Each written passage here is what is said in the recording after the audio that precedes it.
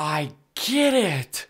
We say be there or be square because if you're not there, then you're not around.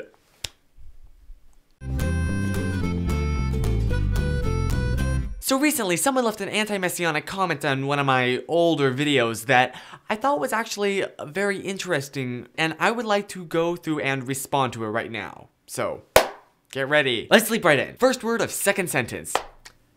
Can we really not start this out with a rather derogatory term, please? It's not a very good way to start out. And I mean, if you're going to insult us, at least be original, because that's not original at all.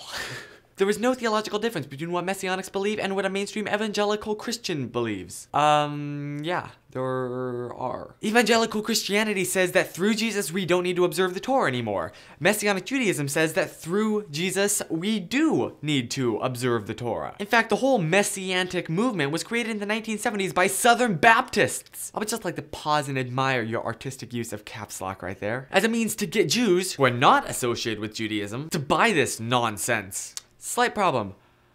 Messianic Judaism is a bit older than the 1970s. I mean, the first believers in Yeshua were Jews, and they stayed Jews, which you agree with later on in your comment, which means that they were the first Messianic Jews. So our religion stretches back a few thousand years. But okay, I'll grant, there was a long period of time in between the birth of Messianic Judaism and the time when it started to pick up steam again. A few thousand years, you know. And I'll also grant you that a lot of it started with Christians trying to show Jews Yeshua. However, when they started realizing, okay, well, we're gonna need to adapt to their culture to be able to understand, like, how to relate to them, something interesting happened. These Christians began reading the Torah and realized, wow, this is so blatantly pro-Yeshua, how do people not see this? Fun little factoid, the more acquainted you are with Yeshua's life, the more you start to see him in the Torah. Now this took place in the 1960s, so in effect, the plan kind of backfired on them. Because in an attempt to expose Jews to Yeshua and his amazingness, they were exposed to the Torah and its amazingness. So this small group of people gradually spread their belief until it became the Hebrew Christian Association, which I'll grant again was basically Christianity with a few Hebraic understandings. Ugh. Now Hebrew Christianity is different from Messianic Judaism, and you can kind of tell the difference in the name. Hebrew Christianity mostly practices, shocker, Christianity with a few Jewish elements thrown in, while Messianic Judaism mostly practices, shocker, Judaism with a few Christian elements thrown in. Now granted, that is a gross oversimplification, but for the sake of time, I'm just gonna zip ahead. Good grief, I gotta step up the pace. I've spent this long on the first, paragraph. This is a long comment. Speedy reply time. That was not smart. However, they have the gall to tell Jews who practice Torah that they, the Messianics, are biblical Jews, while Torah observant Jews are merely rabbinic Jews, which is meant as an insult. Again, I'll grant you that. Though I am definitely not thrilled with that, I think that is very unhealthy for Messianic Judaism. And I think that's very unhealthy for us trying to foster communication with each other. Now this next sentence, he makes a very interesting point. Yet everything, nice caps lock, the Messianics observe in order to differentiate themselves from being considered Christian is by their definition rabbinic. And then he goes on to list several good examples of this. Typically before a meal, Messianics will make a bracha, specifically the hamotzi, but Messianics don't recite brichat hamazon, which is biblical. That is a really good point and something that I think Messianic Judaism needs to work on. Now before I go on, I should probably clarify my relationship with the Talmud / the rabbis. I have nothing against the Talmud. I like the Talmud. However, I do not believe that it is as binding as the Torah is. But yeah, I'll also grant you, that opinion about the Talmud is not held by a lot of Messianics. In fact, a lot of Messianics really don't like the Talmud. And I think that that's a big shame, because it contains a lot of wisdom. I mean, it's kind of guided Jews for quite a while. It seems to be working. And I think that splitting yourself off from such an integral part of Judaism is a big mistake, because then you decide all the halakha for yourself and you're not an expert in every part of the fine points of Jewish law. And when you do that without really any knowledge of what you're actually doing, things start to get really weird really quickly. He then goes on to list several customs that are not mentioned at all in the Torah, but they are talked about in the Talmud. But nevertheless, a lot of Messianics practice. For example, Kippot, afflicting mezuzah, Hanukkah, and Purim. And then he goes on to mention how a lot of Messianic families don't practice Taharat HaMishpacha, or the 39 prohibitions on Shabbat, and Lashon Hara. Oh, and then he makes a good point. You will almost never hear the level of vitriol Messianics level at the rabbis and Orthodox Jews coming from most mainline Christians. Dang! Cause that is a good point. Messianic Judaism has developed a reputation for not being friendly to the rabbis. And as I said earlier, I think that that is a big mistake that needs to be fixed. But I just want to say that that is something that I think that we all should be working on, guarding our tongues. He makes the point, I really hope that this is a guy, not a girl. It's kind of a gender neutral username. He makes the point that we practice quite a lot of rabbinic halakha, and yet a lot of Messianics claim to not. Then he goes on to say, from a Christian standpoint, we practice hypocrisy because while we talk about Paul and Yeshua and truly believe that Yeshua was not just the Messiah, but divine, quote, there are hypocrites in holding on to Jewish practices because Christianity teaches you don't need the law if you are a believer in Jesus. Well, exactly. That's why we don't call ourselves Christians, because we do not agree with that. We believe that if you do believe that Yeshua was the Messiah, you still should practice the Torah because it's what God said to practice. Now let's go to the Jewish side. He agrees that a Jew is a Jew is a Jew, which I never understood that saying. Why not just say a Jew is a Jew? Are you saying that a Jew is a Jew is a Jew?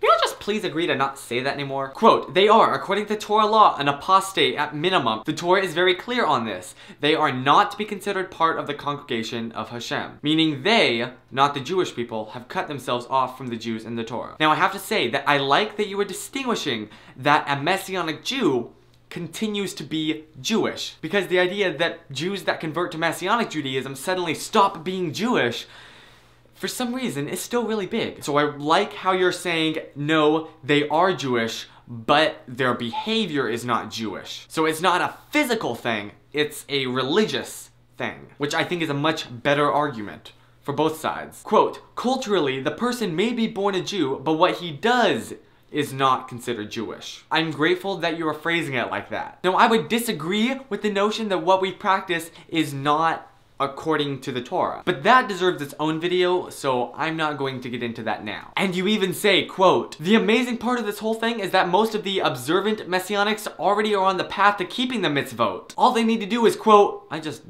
am putting quotes inside of quotes. Whoa. Ditch the idolatry that is Yeshua and do teshuvah. I would disagree with that last part, obviously. So let me ask you something real quick. Now I'm assuming that you are Orthodox because of the phrases that you're using, the way you're wording things. But let me ask you this, would you say the same thing about Reform Judaism? Heck, even conservative Judaism? I mean, David Wolpe, one of the leaders of conservative Judaism, has come out and publicly said that he does not believe that the Exodus actually happened. What?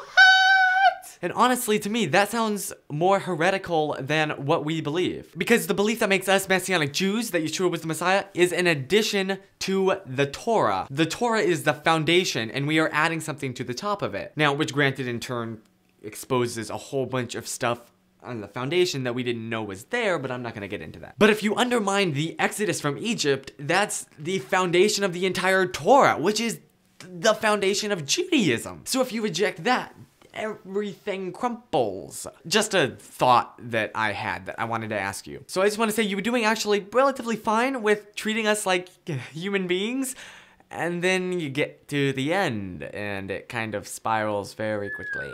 Quote, but the Messianics are Christian, caps lock, by virtue of their theology, caps lock. Let there be no mistaking this. I beg to mistake this.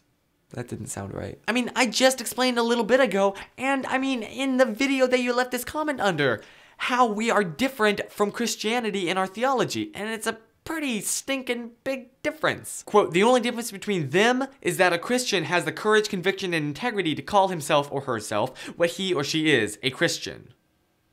Quote, the Messianics who were created out of a vat of deception and subterfuge? Subterfuge? I've never heard of that word before. Want Christians to support them, but heaven forbid they be called one. We don't want to be called Christians because we're not Christians. That's Hebrew Christianity. That is different. That is Christianity. And then he finishes it off with this stirring sentence. And for a Jew to be involved in this abomination is exactly that. An abomination.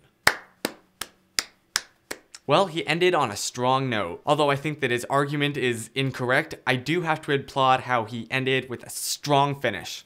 So, but I would actually say that becoming Messianic is not an abomination, but is a completion of Judaism. I mean, the rabbis came to the same conclusions that Yeshua came to in a lot of halakha. Granted, it was hundreds of years later. But I mean, if Yeshua really was the Messiah, then you'd expect for his teachings to be correct, right? And I mean, if we look through history, we find exactly what he said has always been correct. So, you know, I'm just saying. And I mean, when we look through the halachic decisions that the rabbis made, they, for the most part, tend to agree with what Yeshua said. Almost as if a few of them were believed. That's a topic for another video. I'm not getting into that with this one. This is already controversial enough. Woo! And that is my response to that comment. If you really want to go, like, read the comment for yourself, the original video I've linked down in the description, so you can...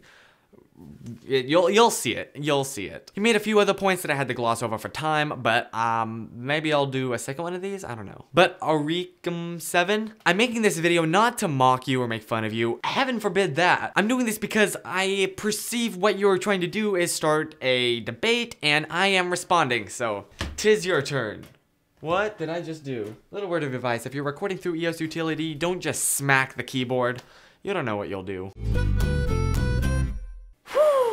This has been one hectic week for me. Now, you may have noticed this little guy over there. I just wanted to point him out because this is Sammy the Lammy. I got him from a Build-A-Bear when I was about 4, maybe? And he was my favorite stuffed animal of all time. I have had him in every room that I have lived in since I was 5 years old. I want to share that with you. I'm being open and vulnerable and honest here. I guess this is destroying what little macho-ness I have, but I love this lamb. Say bye, Sammy. See you next week.